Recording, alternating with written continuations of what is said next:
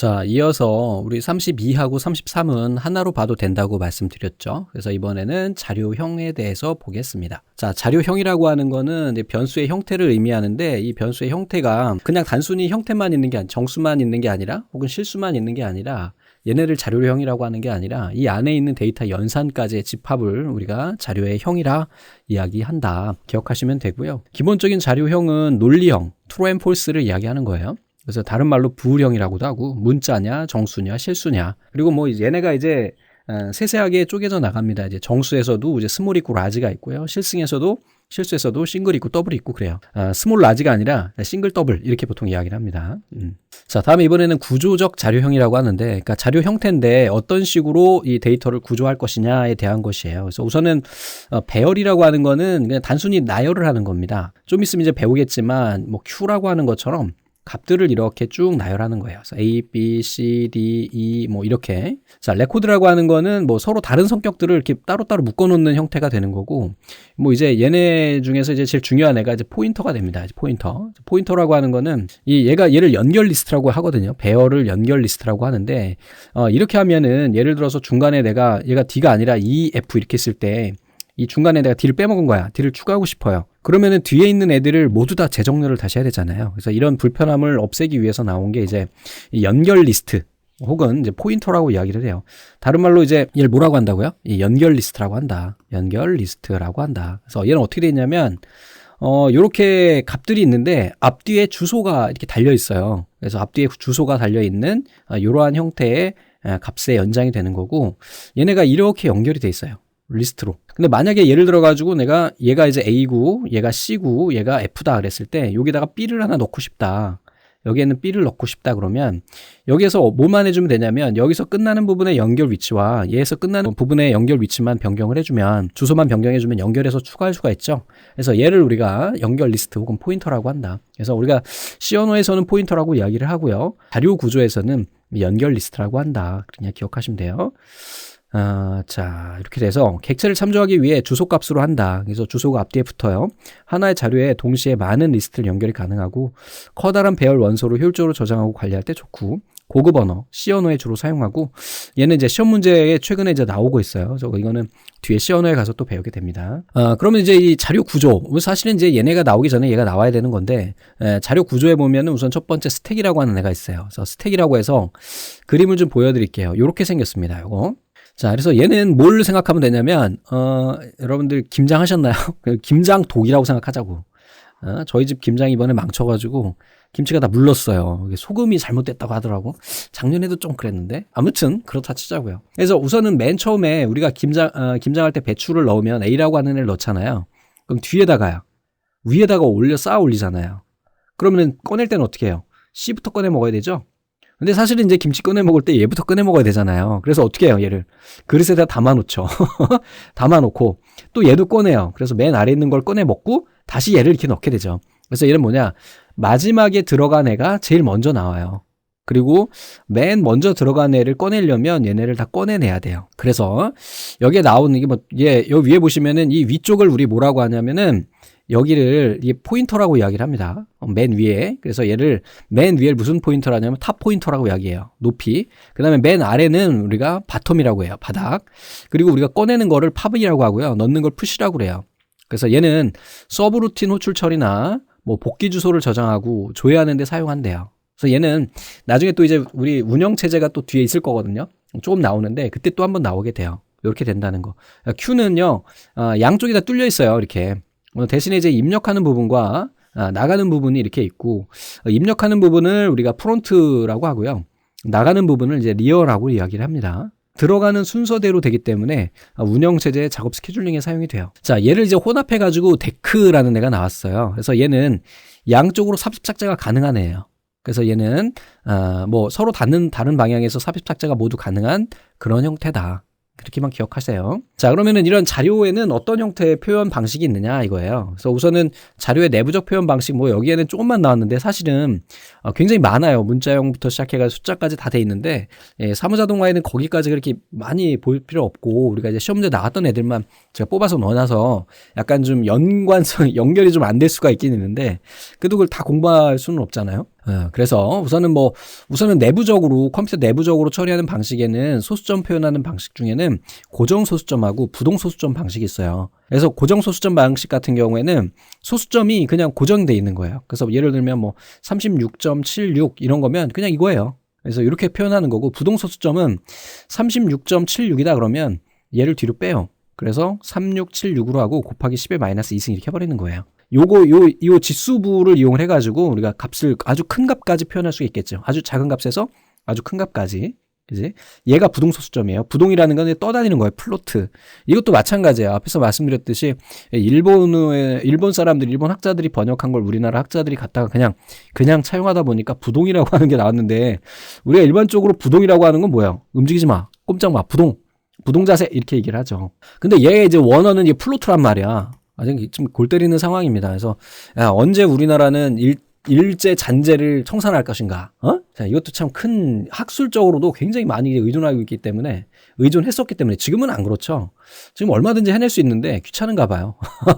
학자분들이 좀 노력을 했으면 좋겠는데. 자, 그래서 부동소수점이 나왔어요. 얘는 큰 수나 작은 수를 표현할 때 쓰고, 고동소수점 표현에 비해서 연산 절차가 복잡해요. 대신에 연산 시간이 또 많이 걸리겠죠. 왜 그러냐면 좀 아까 보신 것처럼 지수부하고 가수부, 지수부 좀 전에 보셨잖아요. 10의 마이너스 2승 이렇게. 가수부는 앞에 값, 이걸 이야기하고, 얘네를 분리해내는 정교화 과정이 필요하대요. 얘는 수치 표현 범위가 거의 제한이 없이 아주 크게 넓게 할 수가 있다. 그리고 이제 외부적 표현 방법에는 이제 문자 코드 방식이 쭉 나옵니다. 그래서 문자가 나오고 숫자가 나오고 이렇게 되는데, 우선 이제 문자 코드 방식에는 이제 BCD, ASCII, EBCD가 있어요. 그래서 얘가 미국 애들이 이제 규정을 한 거예요. 그래서 맨 처음에 이제 BCD라고 하는 걸 썼을 때는 6비트 코드를 사용하고요. IBM에서 개발을 했어요. 그리고 얘는 7비트를 사용하고요. 미국 표준협회에서, 얘는 8비트를 하고 IBM에서 개발을 했습니다. 그래서 얘는 비트 수를 물어보는 문제가 간혹 출제가 됩니다. 그래서 얘는 6비트, 얘는 7비트, 8비트, 1비트씩 늘어나죠. 그리고 이 비트라고 하는 것은 컴퓨터에서 자릿수를 의미하거든요. 그래서 6칸이 있는 거야. 하나, 둘, 셋, 넷, 다섯, 여섯. 그래서 0000부터 시작해가지고 하나, 둘, 셋, 넷, 다섯, 6가지의 값의 범위가 있을 거 아니에요. 그지?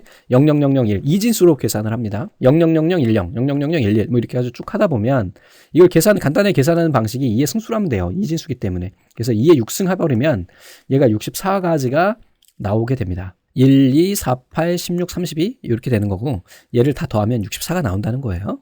총 64가지의, 그래서 이 64라는 것은 우리가 알고 있는 문자 있잖아요. A부터 Z까지 혹은 1에서부터 0까지, 또 아는 특수문자나 이런 기호 문자들을 포함해가지고 총 64가지를 표현할 수가 있고요. 근데 이걸로 부족하게 된 거야. 그래서 나온 게 이제 ASCII라고 해서 어메리칸 스탠다드, 바로 미국 애들이 미국 표준협회에서 만든 거고, 얘는 7비트 이렇게 되다 보니까 요거보다 배수가 되잖아요. 그지? 곱하기 2 한 번 더해주면 128가지의 문자 코드 방식을 가질 수가 있고, 얘는 하나 더 늘어나요. 그래서 얘는 256 이렇게 됩니다. 좀 더 이제 깊이 들어가게 되면 2가지 더 깊이 들어갈 수 있어요. 2단계로 더 깊이 들어갈 수 있는데, 한 단계만 더 들어가면 우선은 하나의 문자는 2비트의 존비트와 이렇게 2개의 비트와 존비트와 4개의 비트의 디짓비트 하나, 둘, 셋, 넷 이렇게 표현이 된다. 그래서 이게 2비트라고 하는 것이 결국은 00, 01, 10, 11 뭐 이렇게 표현이 될 테고, 여기에서도 또 마찬가지로 0000에서부터 시작해가지고 111까지의 다양한 수를 표현할 수가 있죠. 그래서 이 앞에 있는 존 비트는 보통 문자의 형태를 결정해요. 그래서 예를 들면 01이다, 00이다 그러면 1부터 10까지 뭐 이렇게 표현을 하거나, 01이다 그럼 01로 시작한다 그러면 알파벳 뭐 소문자다, 뭐 10이다 그러면 알파벳 대문자다 뭐 이렇게 표현하고, 뒤에 있는 걸 그 숫자로 표현을 하는 거예요. 그래서 예를 들어 가지고 00, 0000 이렇게 하면 얘가 0이다라고 해서 약속을 하는 거죠.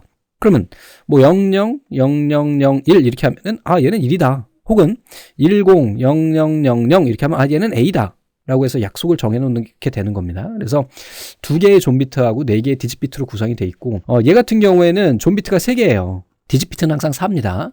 존비트가 3개, 4개, 2개, 3개, 4개로 증가한다는 것까지 기억하시면 되고요.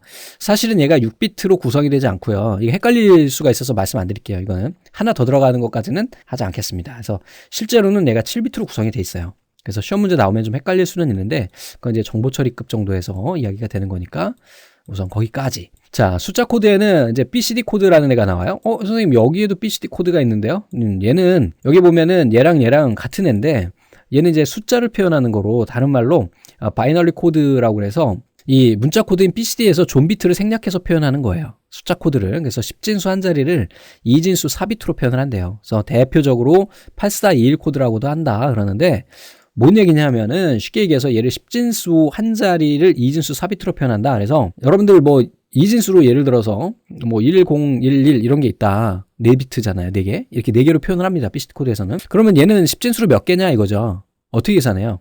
가중치를 가지고 있어요. 여기가 뭐예요? 1, 2, 4, 8 이렇게 되잖아요. 2에 0승자리, 1승자리, 2승자리, 3승자리 이렇게 해가지고 우리가 하잖아요. 10진수도 마찬가지로 0, 1, 10, 100, 1000 이렇게 가는 게 10에 0승, 10에 1승, 10에 2승, 10에 3승 이렇게 가기 때문에 가는 거거든요. 그래서 결국은 얘를 해보면 1, 2, 8 더한 11이 나오게 되는 이렇게 할 수 있는 애다라고 그냥 간단히 기억하시고요. 3초가 코드는 BCD 코드에다 3을 더해요. 그냥 그렇게만 기억하세요. 자, 그레이 코드라고 하는 거는 얘는 익스클루시브 OR을 이용을 하는데 아날로그 디지털 변환할 때 쓴다. 그냥 그렇게만 기억하세요. 이게 사실은 뭐 이걸 변환하는 문제도 정보 처리에서 나옵니다. 그래서 첫 번째 그냥 1로 가고 얘를 이게 이렇게 되는가? 이렇게 해가지고 익스클루시브 OR라고 하는 우리 앞에서 배웠나요? 안 배우셨죠? 익스클루시브 OR에서 두 개가 같으면 0이고 두 개가 같으면 0으로 이렇게 표현을 해서 하는 형태가 있다라고 보시면 되겠습니다. 자, 좀 문제를 한번 보겠습니다. 자, 요소 선택과 삭제는 한쪽에서, 삽입은 다른 쪽에서 일어난다 그랬어요. 얘는 Q네요, Q. 서브 루틴 호출 처리나 복귀 주소 저장할 때 쓰는 거는 스택이라고 그랬습니다. 이거 기억하세요. 자, 부동 소수점 연산에 대한 설명으로 옳지 않은 것은 고정 소수점 연산에 비해 연산 절차가 단순할까요? 아니죠. 복잡하다 그랬죠. 왜냐하면 정교화 과정이 필요하니까. 자, 나머지는 다 봤던 거고요. 자, 다음에 10진수 634를 BCD 코드로 변환한 것은 그랬어요. 이거는 뭐 좀 전에 잠깐 말씀드렸었죠. 그래서 6하고 3하고 4, 10진수를 4비트의 2진수로 표현한다 그랬죠. 자, 그러면은요, 이거 하는 간단한 방법이 있어요. 앞에서 제가 말씀드렸었죠. 우리가 가중치가 있다. 그래서 여기가 1, 2, 4, 8이다. 그래서 각각 더하면 나온다 그랬죠. 자, 4니까 어때요? 여기에 체크해주면 되거든요. 체크라는 건 1이에요. 그러면 0, 1, 0, 0. 이 2진수로 4잖아요. 자, 3은요. 이거랑 더하면 3이 돼요. 그럼 여기가 1, 1이면 돼요. 그래서 0, 0, 1, 1. 1, 2 하면 3 나오잖아. 2진수, 10진수 변환하는 거 중학교 때 했다. 요즘에 언제 하는지 모르겠지만. 자, 6을 한다 그러면 어떻게 해요? 요 두 개를 더하면 되겠죠? 그래서 0, 1, 1, 0. 이렇게 됩니다. 그래서 얘를 쭉 나열하면 돼요. 그래서 0, 0, 1, 1, 0, 0, 0, 1, 그 다음에 1, 1, 그 다음에 0, 1, 2, 1번이 답이 되겠네요. 이거 다시 왜 이렇게 되는지 알려드려야 돼요. 네, 2진수로 우리 2진수 첫 번째 자리는 2의 0승이고 2의 1승이고 2의 2승이고 2의 3승이라고 해서 가중치가 있다 그랬잖아요. 그래서 요거를 만약에 내가 100이라고 하는 애가 있으면 얘 2진수로 계산을 하려면 어떻게 해야 돼요? 요거를 나온 값을 곱한 다음에 더해주면 되는 거 아시죠? 그러니까 얘는 0이니까 0 더하기 얘는 2는 4잖아요. 4 곱하기 1은 4잖아요. 그지? 얘는 0이고 0이고 결과는 4가 나오는 거잖아요. 이렇게. 이거 계산, 여기까지 제가 말씀드렸습니다. 기억 안 나시는 분들이 더 많을 거라고 저는 생각이 됩니다만, 이런 문제가 나오면 자주 출제되는 건 아니니까 버리십시오. 이게 계산이 안 되시는 분들은. 자, 동일한 성격을 가진 자료들을 모아놓은 것을 무엇이라고 하느냐 그랬어요. 모아놓은 것을 뭐라고 하느냐? 스트링이냐, 배열이냐, 구조체냐, 열거행이냐 그랬는데 얘를 배열이라고 하죠. 근데 사실은 설명이 좀 부연 설명이 더 들어가야 되겠죠. 근데 여기에는 딱 보니까 구조냐, 열거형이냐, 스트링이냐 그랬는데 배열이죠. 당연히 그냥. 그래서 요렇게 해가지고 살펴봤습니다. 그래서 다음 시간에는 이제 순서 제어에 대해서 살펴보게 될 겁니다. 자, 고생하셨습니다. 감사합니다.